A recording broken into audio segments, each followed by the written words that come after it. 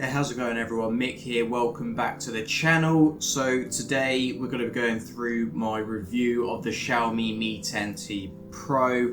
I've got all of my notes that I've typed up on the MacBook Air M1, just to give a bit of context as well. This main talking head of the review is actually shot on the Xiaomi Mi 10T Pro. It is also shot in 8K. So going into it, the unboxing here, I got the Chaos Black version. Inside the box you receive a power adapter with a 33 watt fast charger. It is an incredibly fast charger. It can charge the device from 0% all the way to 100% in a little over an hour. I'd say about an hour and 10 minutes. The build quality is actually very nice. You've got a glass back and front with the aluminium frame in the center, and it does feel like a premium device. The camera cutout is quite large, but the shape of it and how high up it is, it actually feels quite comfortable. It also, in terms of the design, comes with an antibacterial screen protector pre-applied and an antibacterial case. The antibacterial screen protector, I instantly took it off. It just felt horrible to touch. But the antibacterial case, whilst the design isn't something I'd usually go for, it is actually something that I've kept on the device. Obviously, COVID times, anything antibacterial gets a thumbs up from me. In terms of I/O, you've got on the right-hand side of the device, you have all of the buttons. So you've got your volume up, volume down, and your power button, which also acts as your fingerprint scanner. And then on the bottom, you have your USB Type-C and your speakers. Now, in terms of the display, it has a 6.7-inch adaptive dot display. The adaptive means basically it's a variable refresh rate panel. So the maximum refresh rate that this display can produce is 144 Hertz, which is absolutely fantastic. It is one of the highest refresh rate displays you can get on the market. The downside of this is that it's an LCD IPS display rather than an AMOLED or an OLED, which people will see as a downgrade. The viewing angles of this won't be as good, but whenever you're using your phone, you're usually using it directly in front of you, so it's a non-issue in my opinion. I personally would have preferred 120 Hz or 100 Hz along with an AMOLED display, just because the blacks on an AMOLED are just much better than on an LCD. But by no means is this a bad display. It is a really nice display, and like I said, with the 144 Hz, it's buttery smooth. The colours that it produces is pretty damn good. I'm not a colour expert, but they do look great on the display. And overall, because it's adaptive as well, you're saving on battery life because you're not always at that 144 Hertz. Moving into performance of the smartphone, obviously you have a 5G enabled Snapdragon 865 in here. It's not the X65 Plus, but it's still a very good chip nonetheless. It will do everything that you want to throw at it. It's a flagship performing smartphone. The 865 will get you through anything you want to throw at it. There's no issues with that. There's no stuttering in the OS because the chip is so efficient, so fast. In terms of gaming, you'll be able to play on the high settings on pretty much all games. I'm not too sure about how graphical settings works in smartphone games, purely because I'm not a massive smartphone gamer, but you'll be able to play any emulator, any Android game at a buttery smooth 60 FPS or higher if the game supports it. So that's that. Moving on to the cameras, this is where this phone really shines. It really does. It's got a 108 megapixel f1.7 26mm wide sensor. That's the main sensor. That's the sensor that I'm shooting this talking head shot of at the moment. It also has a 13 megapixel f2.4 123 degree field of view ultra wide camera. Again, ultra wides are useful for photos. I haven't really used it an awful lot.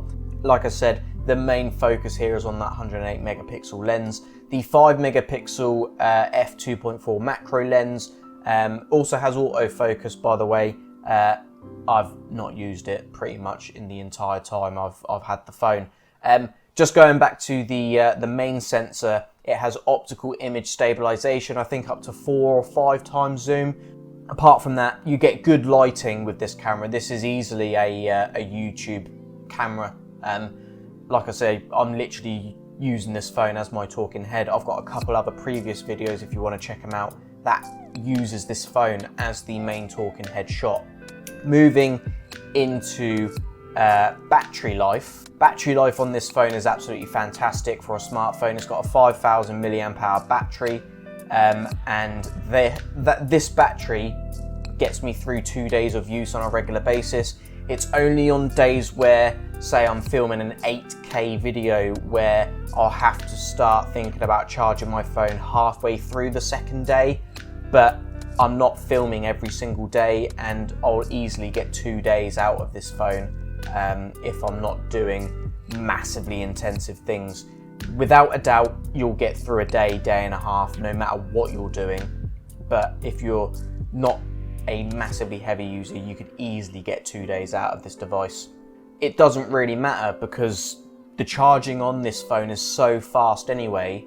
You're getting over 50% battery in around half an hour. It is absolutely fantastic. Moving on to audio. So the audio on this device is good. It's got dual stereo speakers. They sound great, but they're not industry leading. They're not the Galaxy Note 20 Ultra speakers, for example. Those are probably one of, if not the best stereo speakers on a smartphone at the moment. You're not going to have any issues with it. They do sound good. They're not very loud, but the quality is there and they're loud enough to get you through. Now, in terms of the software, this was where I was getting quite skeptical, because in the past, the way Xiaomi have managed to reduce the price of their smartphones is by going with the system ads route, where they've baked system ads into the operating system and themselves. I can happily report, and this may vary dependent on your region, but in the UK version of this smartphone, there's no bloatware. You just get the necessary Xiaomi apps like your Mi calculator and your other Mi productivity apps that you get on all smartphones.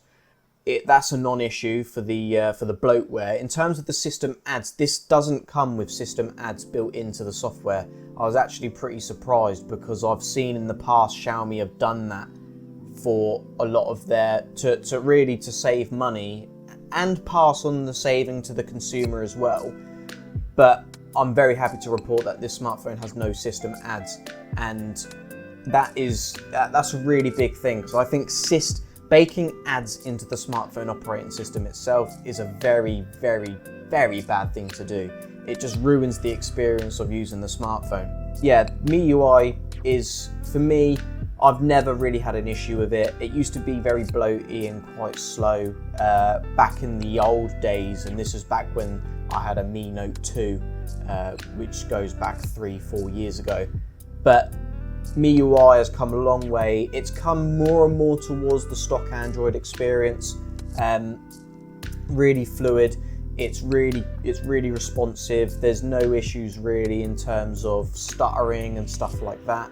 The only issues I've had software-wise with this smartphone is, say, for example, I've had to scan a QR code, but for some reason the app that wants to scan a QR code doesn't really sync with the camera very well, and it's blurry and out of focus, so I can't actually take the QR code, which is a bit annoying. So you've got to take a screenshot of the QR code and take a picture of it somehow, some other way, which is a bit annoying. But I think that's going to be a problem for more than just this phone, because it's going to be about the harmonization between the camera hardware and the applications that are using that hardware. And on Android, it's just so much harder to optimize for every specific phone because there's so many. Moving on to options and pricing, and this is where things get interesting because Xiaomi are very strange when it comes to launching smartphones and their price structures and stuff, because they always do these early bird discounts. So for mine, I got mine on contract with Vodafone through a promotion where I got the phone for £34.50 a month, and I got the phone for free, no upfront costs, and I got £150 Amazon voucher out of it as well, which took about 4 weeks to arrive. They're stating on the website that the 256 gigabyte variant, which I have, which is UFS 3.1 storage, is £599, and I think the 128 gig version is £550. Back when it was on early bird price, it was around $499 for the early bird price, and for that price, if you can get it, I say absolutely. You're getting an absolute flagship camera. You're getting one of the best smartphone cameras at the moment that you can currently get on a phone.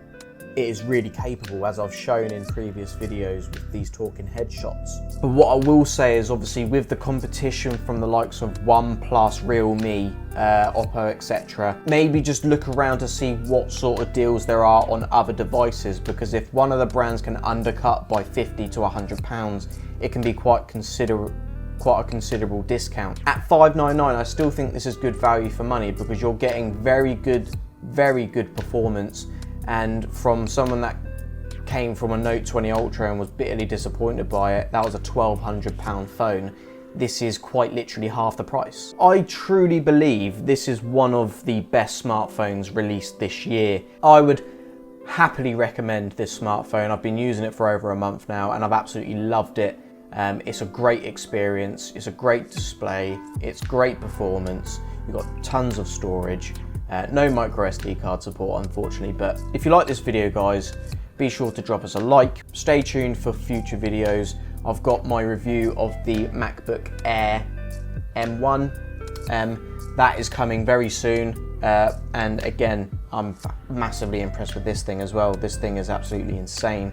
I'm going to be editing this video on the MacBook Air 8K footage. So if you're looking forward to that, make sure you subscribe to the channel, turn on post notifications so you don't miss any future videos just like this one, and I'll catch you guys in the next one.